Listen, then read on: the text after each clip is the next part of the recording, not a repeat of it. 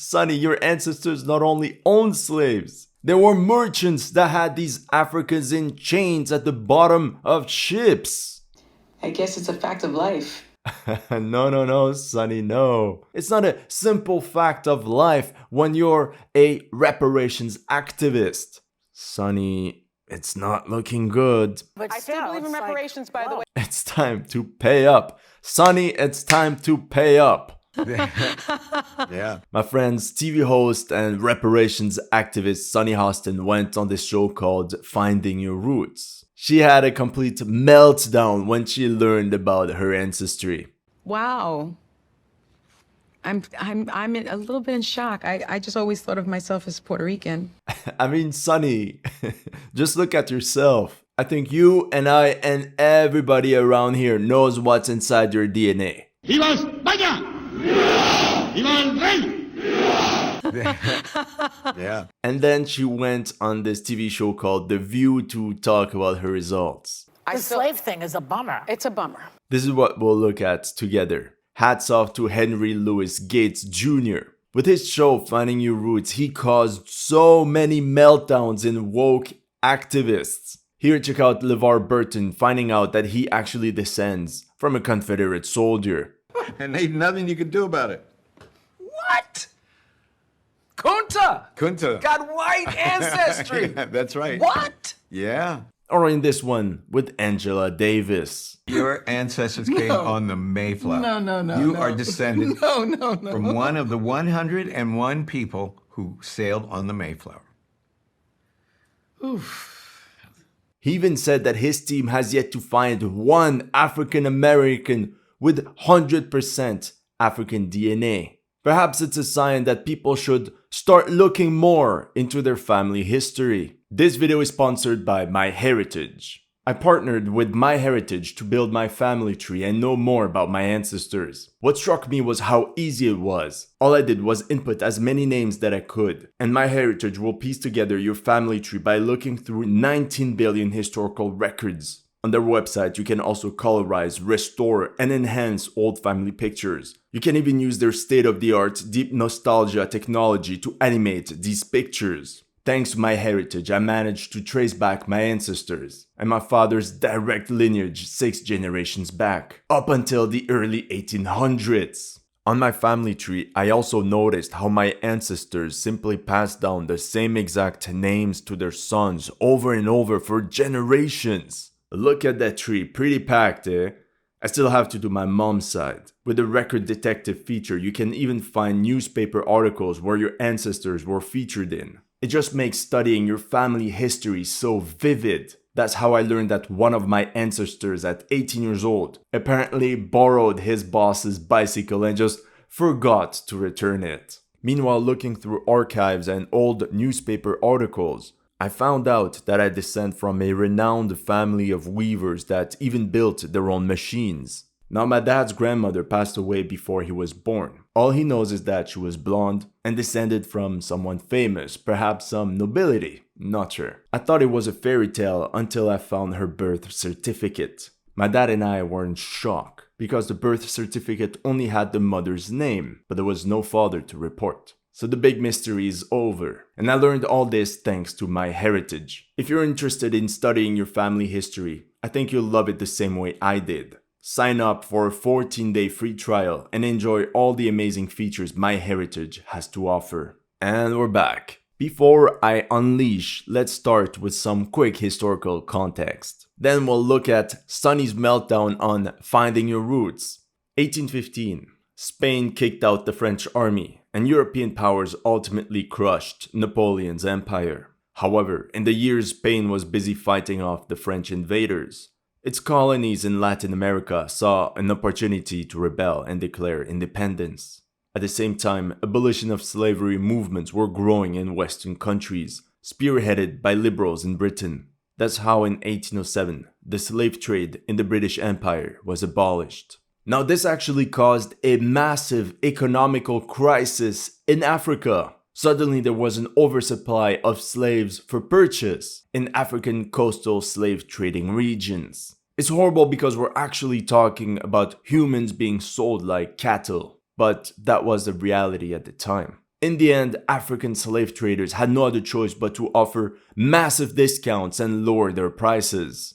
Have you ever agreed to a plan fully knowing that you were never gonna join? Spain signed a treaty with the United Kingdom that abolished the transatlantic slave trade in 1817. However, after years of war, the Spanish economy was bad, and the empire was losing control of its Latin American colonies. So Spain was like, vale, you know what, amigo? Let's go for one last run. It's never as sweet as when it's forbidden, right? That's how they imported 785,000 slaves between 1801 and 1866. This means that in those 60 years, Spain brought 3 times more slaves in the Caribbean than they did during their entire history. Now, if you think this is outrageous, in reality those are rookie numbers compared to Portugal and Brazil, since they transported 2.5 million slaves across the Atlantic from Africa to Brazil in the 1800s alone. Alright everyone, let's jump in Finding Your Roots. Back 3 generations to a man named Fermin Beza, our researchers discovered that her 3rd great-grandfather, Fermin, was the son of a merchant who was likely involved in the slave trade. Wow, Sonny, your ancestors not only owned slaves, they were merchants that had these Africans in chains at the bottom of ships. He lived in a region of Puerto Rico known as Aguadilla. Now, most people are not aware that Puerto Rico, as a Spanish colony, only fully abolished slavery in 1873, with one significant caveat. The slaves were not emancipated. They had to work an extra 3 years to their masters as compensation for this inconvenience. Meaning African slaves in Puerto Rico were only really freed by 1876. Cuba, another Spanish colony, only abolished the institution of slavery in 1886. But it's not as bad as Brazil though, since they abolished slavery in 1888. Fermin died in Aguadilla at the age of 63, which means he was born 200 years ago minus 1 year. Now think about it. That guy Fermin lived from 1824 to 1887. Let's be honest, that means that Sonny Hostin's ancestors milked their African slave labor until the very last drop. What's it like to learn of this tangible connection to Spain? In the show, Henry Louis Gates Jr. tells her she has Galician ancestry on her grandfather's side, and ancestry from both Galicia and the Canary Islands on her grandmother's side. And this makes total sense. A 5-minute Google search on the origins of Puerto Ricans would have given her the answer. Like we said earlier, Spain was losing all its Latin American colonies, so they decided to reinforce their control over their safe bases in Puerto Rico and Cuba, and avoid a similar uprising. In 1815, the Royal Decree of Graces stated that anyone that swore allegiance to the Spanish crown and fidelity to the Catholic Church would be given a plot of land. I mean, here you can see it written in Spanish, English, and French, for promoting the population, commerce, industry, and agriculture on the island of Puerto Rico. This included a number of foreigners like the French slavery entrepreneurs from Haiti, although expelled, that still managed to bring their wealth and slaves to friendly neighboring Spanish colonies like Cuba and Puerto Rico. Some of their descendants would even become revolutionaries fighting for the independence of Puerto Rico, like Carlos Elias Lacroix, who spoke fluent French and who had a French passport, Ramon Emeterio Betances, whose mother was of French origin. Betances also spent most of his youth in France, but there was also Mathias Brugman and Dorvid Beauchamp with partial French heritage. However, the majority of the immigrants came from Spain, mainly from the poorest regions in the north, like Asturias, Catalonia, and surprise surprise, Galicia and the Canary Islands, just like Sonny Hostin's ancestors. Wow. I'm a little bit in shock. I just always thought of myself as Puerto Rican, you know, half Puerto Rican. I didn't think I was, my family was originally from Spain and slaveholders. Yeah. ¡Viva España! ¡Viva el rey! ¡Viva el orden y la ley! Sonny, have you ever opened a history book? Sonny, what language do they speak in Puerto Rico? Please someone tell her that Puerto Rico was part of the Spanish Empire longer than any other Spanish colony. Spain controlled Puerto Rico from 1493 all the way to 1899. 400 years of Spanish rule, Sonny. Eventually ruined by, yeah.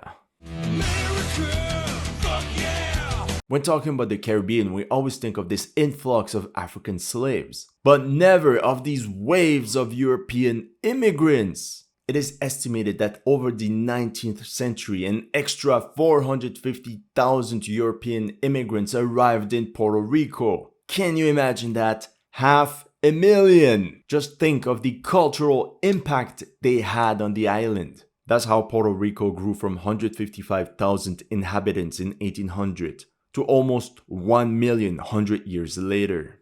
As you can imagine, Cuba witnessed a similar phenomenon, but on a much larger scale. For example, between 1899 and 1930 alone, close to 1 million Spaniards entered the country. In the end, that's how you have Cubans that look like Pitbull, Marcelo Hernandez, Marco Rubio, Ana de Armas, and Sonny's mother. No spoilers, you will see. No spoilers, you'll see in a second.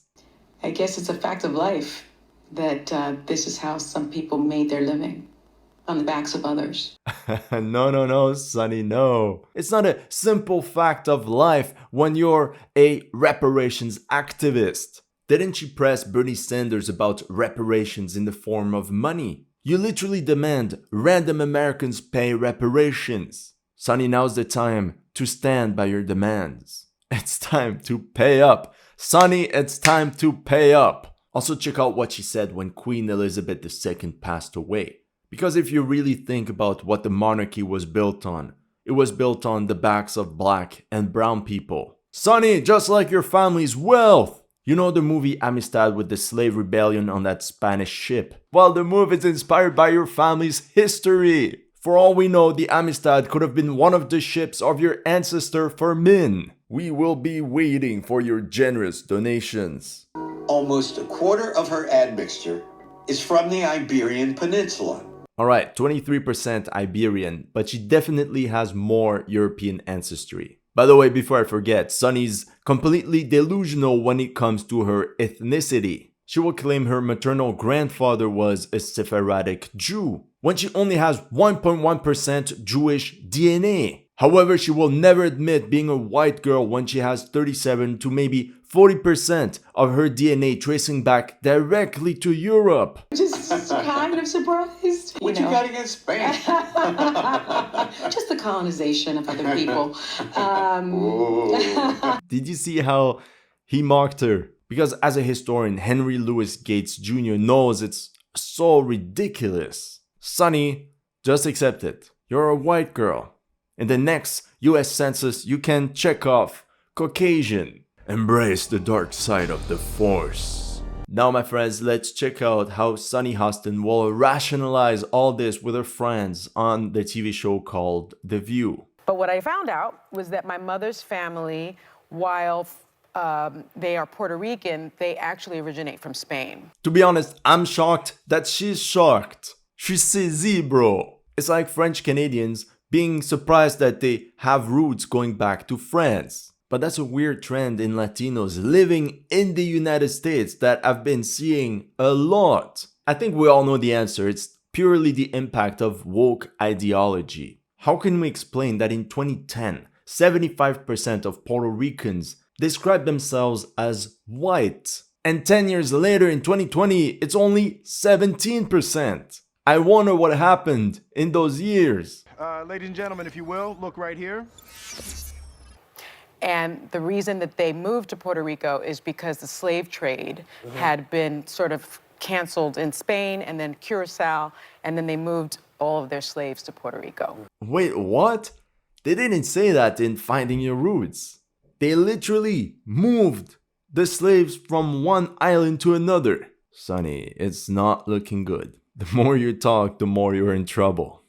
It's not looking good. Now you might think the relationship between Curacao and Puerto Rico is off, because Curacao was a Dutch colony at the time. and the Dutch and the Spanish hated each other. Well, that's exactly what happened. Curaçao was actually a Spanish colony from 1499 to 1634, when it was conquered by the Dutch West-Indische Compagnie. The small Spanish colony and almost the entire population of the indigenous Arawaks, who refused to swear obedience to the Netherlands, were expelled and took refuge on the coast of Venezuela. With that being said, I believe she got mixed up in her story with the names of places and dates. And so the family business, I had been told that they were printers and journalists, but they were in fact enslavers. Sonny, it's not looking good. Sonny, your ancestors could have been both printers, journalists, and slave owners. I mean, think about it. In those days, not many people even knew how to read and write. So owning a print shop and being journalist was clearly a sign of wealth. That was, let's be honest, acquired through just printers and journalists, eh? That's what they all say. Like those blonde Argentinians, whose grandfathers are strangely into Hindu symbols, whose daughter is called Erica, and whose right arm is a bit stiff from hunting, right? Funny because my mother really identified as Puerto Rican, identified herself as black for race, but Hispanic for ethnicity. No shame. So what does your mom look like? But her race is white. She's European. Yeah. Say that again? Sonny, so why are you even surprised by all this? It's weird because when you look at her, my mother's blonde and she has light eyes, and my whole family looks like that. What? Your mom is blonde and she has light eyes. You gotta be kidding me. You know what? I give up. Now, jokes aside, Sonny Hostin's family of printers and journalists are literally the cause of this economic boom that Puerto Rico went through. In 1835, Queen Maria Cristina abolished the slave trade to Spanish colonies. But just like the previous treaty, it was just a piece of paper, right? The slave population in Cuba peaked in 1841 with 436,000 slaves, or 44% of the island's total population. Meanwhile, the slave population in Puerto Rico peaked in 1846 with 41,000 slaves, or 11.7% of all inhabitants. It was really a golden age for any plantation owner. The availability of this mass of cheap labor, combined with modern technology like steam engines in mills, Jamaican trains, vacuum pan evaporators, and centrifuges, resulted in sharp rises in industrial sugar yields. That's how Cuba became the world's largest sugar exporter by the 1820s. In turn, with all this money flowing, a lot of small businesses grew exponentially in both Cuba and Puerto Rico, thus bringing even more cash into the system. Now you understand why all these impoverished Spaniards moved to the Caribbean in the 1800s. They wanted a shot at this massive economic boom. A bit like Tony Montana going to Miami, but a century before. What Spain did not expect, however, is how the European migrants would racially intermarry, eventually identify culturally with Puerto Rico, and one day rebel against the Spanish crown. The thing about Puerto Rico is Puerto Ricans are Spanish, they're Native American, and they're African. Right. My family just happens to have more of the Sonny, how does this conquerors. change you, though? Look, Sonny, like everyone else on the planet, ideals are peaceful, history is violent. It's almost certain Sonny's ancestors were not direct descendants of the Spanish conquistadors, just impoverished Spanish immigrants looking for a better life. Okay, maybe they were not all so poor, like we saw with the sketchy Curaçao thing. But then again, when we also look at her ancestor Fermin from Galicia, things are also starting to get a bit sketchy. You see, in 1815, after the Napoleonic Wars, economically Spain was in ruins. That's how many Galician merchants and fishermen reconverted their vessels specifically for the booming slave trade. Possibly, just possibly, with investments from British businessmen that wanted to keep this thing going. Yeah, baby. Fermin's father already had a big slave trading business going on exactly during those years. Coincidence? I don't think so. that, and there were slaves on both sides of our family, mothers and fathers, but we are 7% indigenous Puerto Rican, Taino. Oh, amazing. Now, Sonny, can you say you're proud of your Spanish ancestry? Alright, that's what I thought. And by the way, don't you think the Tainos were also conquerors? Turns out the ancestors of her beloved Tainos actually migrated from the Amazon and island hopped their way to Puerto Rico. But here, check this out from Wikipedia. The Tainos were not, however, the first colonizers. On many islands, they encountered foraging people who arrived some 6,000 or 7,000 years ago. They supplanted the earlier foraging inhabitants, presumably through disease or violence, as they settled new islands. Well, well, well. By the way, she should be more shocked of having as much as 7% Taino ancestry. But when you look at a picture of her grandfather, to me at least, he looks clearly indigenous or part indigenous. With 7 to 8% Native American DNA, we can estimate your nearest 100% indigenous relative to have lived 4 generations back. And that person could have lived around the 1850s. Impressive for an ethnic group that everyone says to have essentially gone extinct in the early 1600s. Like this picture taken in Cuba from 1919, depicting a Spaniard married to a Taino woman with her 4 mixed-race children. How about we analyze her DNA results?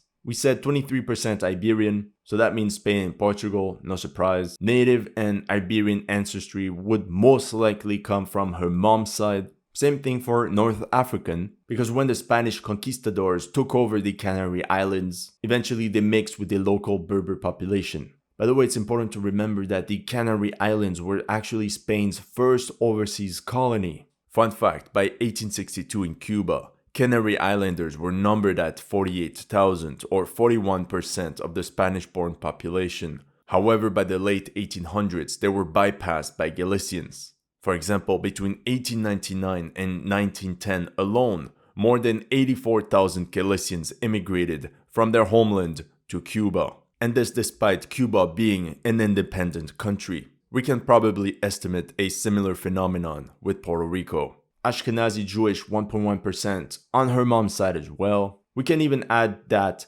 6.5% general European on her mom's side as well. Because, remains 11%, most likely African ancestry. With all this mix, Sonny, I can confirm that your mom is a pure Puerto Rican. Now we can assume everything that's left belongs to her father's side. In finding your roots, we learned they were from the southern state of Georgia. That would mean 41% African plus 1.6% unassigned, but that still leaves 7.1% British or Irish. And we're back at it again. Most likely white American stock from the deep south. See, you two getting on. Sunny, sunny, sunny. It's not looking good. Now the problem is that 7% European would mean someone born roughly 75 years before her father's birth. Maybe her second great-grandfather born around 1878 was indeed 100% white. With all this data, Sonny, you could very well be a descendant of a Confederate soldier. And ain't nothing you can do about it. Anyway, that person born in 1878 would have had a mixed kid in the early 1900s, and that's the best case scenario. However, if the white American DNA is sprinkled through her African American ancestry, which is most likely the case, this would mean the mixture happened somewhere in the late 1700s, maybe early 1800s. Ultimately, we all know what this means. Who wants to say it? You? No? Maybe you? No? Okay, I'll say it. White plantation owners. Round of applause for Sonny Hostin. She has the entire colonial white plantation owner starter pack. So if we go back, I think you should rephrase your point by saying both sides of your family were deeply involved in the slave trade. That would be more accurate. The slave thing is a bummer. It's a bummer. And she can control it. I still believe, I still believe in reparations, by the way, so y'all can stop texting me and emailing me and saying that I'm a white girl and that I don't deserve reparations. Are you freaking kidding me? This gotta be a joke, right? The cognitive dissonance in these people, I swear. No, actually, you know what, Sonny? it's good that you bring it up. It's time to pay up. Time to give away your Benjamins. You're not responsible for what they did. Exactly, and that should be the final lesson of this entire story. We cannot control our family's past. If we dig far enough, we all have some shady stuff going on. To me, this entire debate about reparations is only dividing Americans and making a lot of people mad for things they cannot control. Essentially, we demand people that have never owned slaves to pay for people that have never been slaves. If you're interested in studying your family history, I remind you to check out My Heritage. You'll love it the same way I did. Sign up for the 14-day free trial and enjoy all the amazing features My Heritage has to offer.